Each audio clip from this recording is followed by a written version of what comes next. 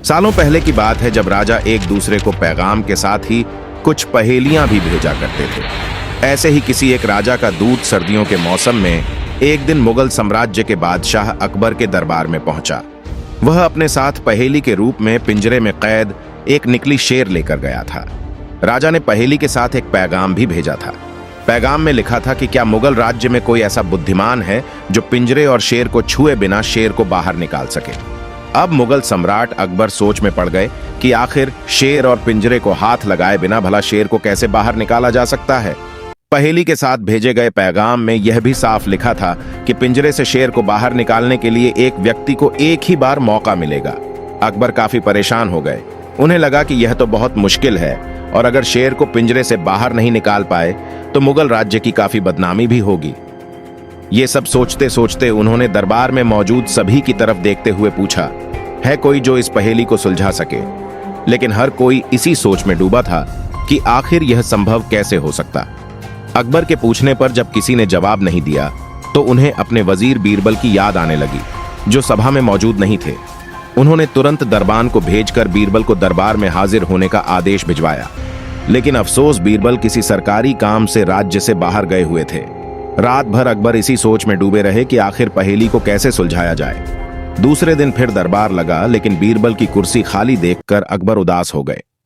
बादशाह ने एक बार फिर दरबारियों से पूछा, क्या किसी के पास इस शेर को पिंजरे से बाहर निकालने की कोई तरकीब है।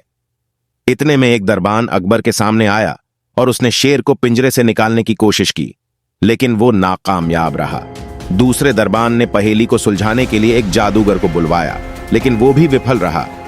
कोशिश करते करते शाम होने को आई, तभी बीरबल दरबार में पहुंच गए। अकबर को परेशान देखकर बीरबल ने पूछा, क्या बात है सम्राट, आप इतने परेशान क्यों हैं। बादशाह ने तुरंत शेर से जुड़ी पहेली के बारे में बीरबल को सब कुछ बताया।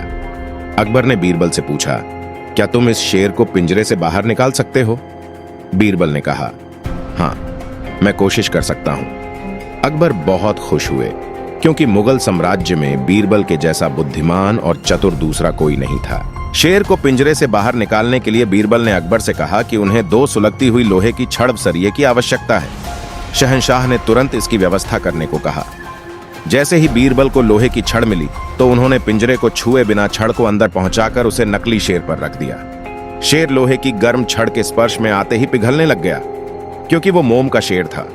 देखते ही देखते पूरा शेर मोम के रूप में पिंजरे से बाहर निकल गया। बीरबल की इस अकलमंदी पर अकबर बहुत प्रसन्न हुए। उन्होंने बीरबल से पूछा, अरे आखिर तुम्हें पता कैसे चला कि यह पिंजरे के अंदर मोम का शेर कैद है। बीरबल ने बड़ी ही नम्रता से जवाब दिया, हुजूर, बस शेर को गौर से देखने की जरूरत थी।